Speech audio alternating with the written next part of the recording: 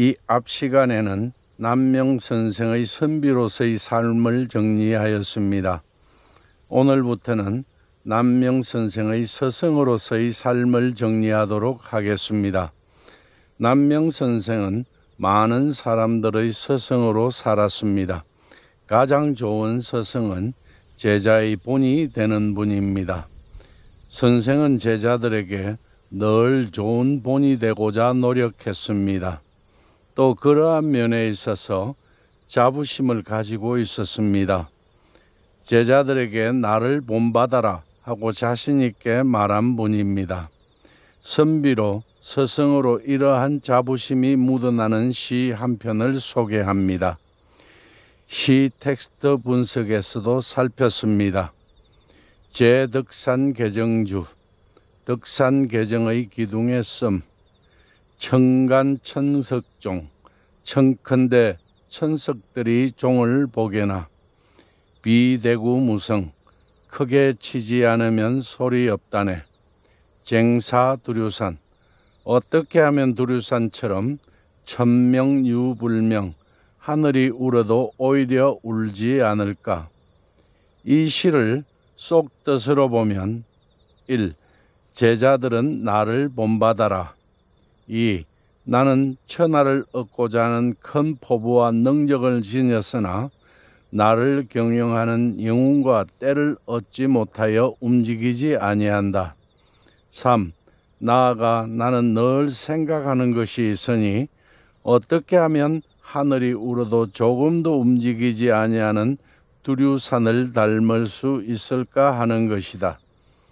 이 시는 제자들이 드나드는 산천제 개정의 기둥에 쓰여져 있었던 것으로 영웅을 만나 천하를 얻지도 못하면서 빈 이름을 얻어 세상의 티끌과 같은 배설을 찾아 헤매는 사람들에게 경종을 울리는 시입니다.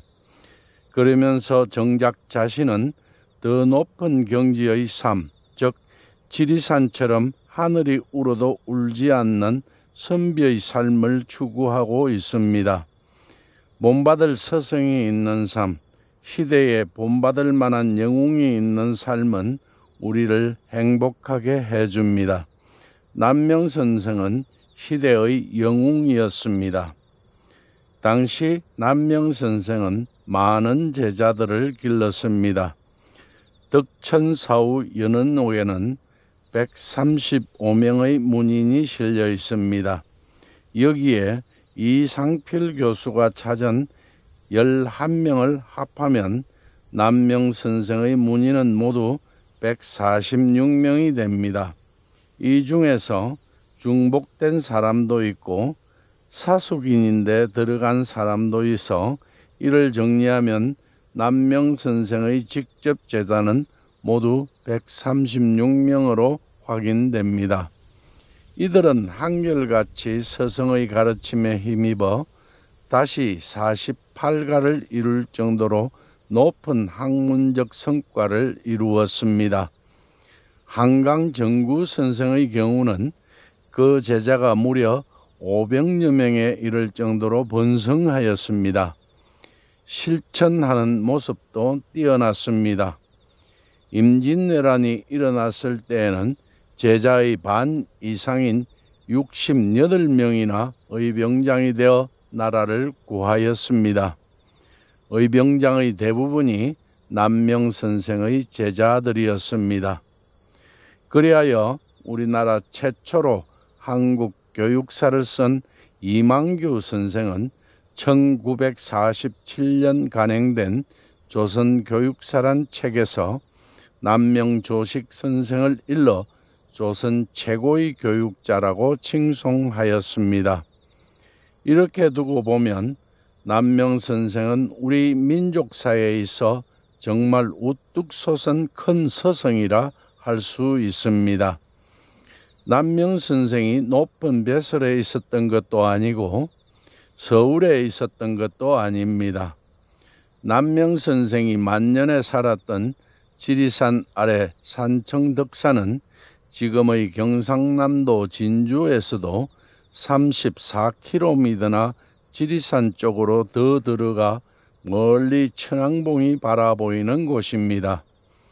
지금부터 60년 전만 해도 물레방아가 돌고 전기가 들어오지 않아 호롱불로 어둠을 밝혔습니다. 여름밤이면 목횃불 냄새와 그 연기가 마을 전체에 잔잔히 깔리는 깊은 산속 오지였습니다. 그런데도 당대의 수많은 제자들이 남명선생을 찾아 모여들었습니다. 이는 남명선생이 학자로서 가지는 높은 수준의 학문적 성과나 선비로서의 인품과 실천적 모습이 매우 뛰어났기 때문으로 여겨집니다. 이러한 사실은 내암 정인홍 선생이 지은 남명 조선생 행장에서도 찾을 수 있습니다. 선생은 이미 경서와 그 주석을 널리 탐구하였고 백가에 두루 통하였습니다. 그런 뒤 번잡한 것을 거두고 간명한 대로 나아가 자기 몸에 돌이켜 터득하고 요약하여 스스로 일가의 학문을 이루었습니다. 뿐만 아니라 선생은 성품과 기질도 매우 뛰어난 분이었습니다. 동강 김우홍 선생은 남명선생 행장에서 서성에 대하여 선생은 세상에 드문 영특하고 호걸스러운 인물이라고 말할 수 있다. 눈과 달처럼 희고 밝은 마음과 강과 호수 같은 성품과 기질로 만물의 바깥에서 우뚝 섰고 한 시대를 위에서 내려다 보았다. 높고 원대한 식견은 타고난 자질에서 나왔다고 하였습니다. 이렇듯 선생은 학문적으로나 인품으로나 매우 훌륭하였습니다. 스승으로서 제자를 가르치는 일도 뛰어났습니다. 이는 전하는 자료들을 통해서도 확인할 수 있고 남명선생에게서 배웠던 많은 제자들이 과거를 통하여 배설해 나가거나 아니면 선비로서 높은 학덕을 쌓아 한 일가를 이룬 것들을 보아도 알 수 있습니다. 남명선생이 제자를 가르칠 때에는 강론을 통하여 가르치기보다는 스스로 터득하게 하였습니다.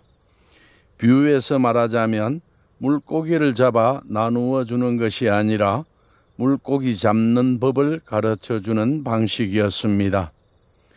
이에 대하여는 내암 정인홍 선생이 지은 남명 조선생 행장에는 한갓 책에 의지해서 의리를 강론해서 밝히는 것은 실질적인 어둠이 없는 것으로 결국 받아들여 쓰일 수가 없는 것이다.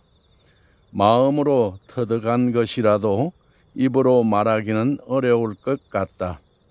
공부하는 사람은 말을 잘하는 것으로서 귀하게 여기지 않는다고 하신 말씀을 적어두고 있고, 이어서 옛날 성인들의 정미한 말의 오묘한 뜻 가운데 사람들이 쉽게 이해할 수 없는 것을 주렴계, 정자, 장행거, 주자 등이 서로 개성하여 남김없이 밝혀놓았다. 공부하는 사람들은 알기 어려울까 걱정할 것 없고 단지 자신을 위한 공부가 되지 않을까를 걱정하면 될 따름이다. 나는 단지 잠만 깨게 하면 된다. 깬 뒤에는 하늘과 땅, 해와 달을 장차 스스로 볼 수 있을 것이다 라고 하신 말씀을 적어두고 있습니다. 그러나 제자들이 공부하고 모르는 것이 있어 질문할 때에는 그 뜻을 다 알 수 있을 때까지 자세하게 알려주었습니다. 또 제자를 가르칠 때에는 반드시 그 작품을 보았는데 거기에 맞추어 격려하면서 그 제자에 맞게 가르쳤습니다. 동강 김우홍 선생이 처음 남면 선생을 뵙고 가르침을 청했습니다. 선생이 말씀하시기를 침잠하는 사람은 모름지기 굳세게 자신을 이기며 일을 해야 한다. 천지의 기운은 굳세다. 그래서 어떤 일이든 간에 막론하고 모두 꿰뚫러야 한다. 그대는 역량이 얕고 얇으니 모름지기 다른 사람이 하나를 할 때 자신은 100배를 하는 공부를 해야 거의 될 수 있을 따름이다 라고 하였습니다. 제자 운강조원 선생이 진사시에 장원하여 떠날 때는 칼자루의 현실 생활 속에서도 세속적 이록을 벗어나 무한히 자유로운 정신세계를 유지하도록 바란다는 뜻과 이 복잡한 세상에 칼날부터 놀리지 말고 마음을 가다듬어 혼자 있을 때도 삼가라는 뜻으로 시를 한 편 써주었습니다. 서금병정 조장은 원 칼자루에 써서 장원한 조원에게 줌 이궁추 태백 불 속에서 하얀 칼날 뽑아내니 상박광한류 서리 같은 빛 달에까지 다 흐르네. 두 해회지 견우성 북두성 떠있는 넓디 넓은 하늘에 신유인 불류 정신은 놀아도 칼날은 놀지 않는다. 20살 젊은이에게 기계를 높이면서 늘 조심하도록 가르쳤습니다. 1561년 약포 정탁 선생이 선생을 찾아뵙고 수학하였습니다. 추장과 허열을 깊이 입었습니다. 집으로 돌아갈 때 선생이 소 한 마리를 주면서 타고 가게 하였는데 공이 그 뜻을 깨닫지 못하였습니다. 그러자 선생이 그대는 말이 너무 급하니 천천히 말함으로써 앞날을 기약함만 못할 것이네 하였습니다. 약포 선생이 남명 선생에게 왔을 때는 진주 향교 교수로 있었습니다. 선생은 가르치면서 약포 선생에게서 재기가 말 속에 너무 나타나는 것을 보았습니다. 선생은 이를 깨우쳐 주기 위하여 소를 타고 가라고 준 것입니다. 제자의 작품에 맞게 일러주기 위한 것이었습니다. 소는 당시 큰 재산이었습니다. 약포 정탁 선생은 훗날 임진왜란이 일어났을 때 유성룡 선생과 함께 나라를 구한 위대한 학자며 정치가가 되었습니다. 나중에는 배설이 우의정을 거쳐 좌의정에 이르렀습니다. 이날의 가르침이 크게 영향을 미쳤음이 분명합니다. 남명 선생의 소 한 마리가 나라를 구하는 데 쓰였다고 할 수 있겠습니다. 약포 정탁 선생은 정유재란이 일어난 1597년 3월에 원균과 그를 둘러싼 대신들의 모함으로 이순신 장군이 파직되고 환양으로 압송되어 죽음에 이르렀을 때 이순신의 부하장수 송희립, 정경달, 황대중, 이조판서, 이원익, 도원수, 권율 선생 등과 함께 이순신 장군을 구명하기 위해 온 힘을 쏟았습니다. 약포 정탁 선생이 이순신 장군을 구명하기 위해 올린 차자인 신구차는 오늘날까지 유명합니다. 신구차는 죄가 없음을 밝혀서 구한다는 뜻의 차자입니다. 이로써 목숨을 구한 이순신 장군은 나를 청거한 사람은 유성룡이고 나를 살린 사람은 정탁이라는 유명한 말을 남겼습니다. 오늘은 여기까지 하겠습니다. 다음 시간은 여기에 이어서 남명 선생의 서성으로서의 삶을 정리하면서 남명 조식 언어의 분석 모두를 마치도록 하겠습니다. 감사합니다.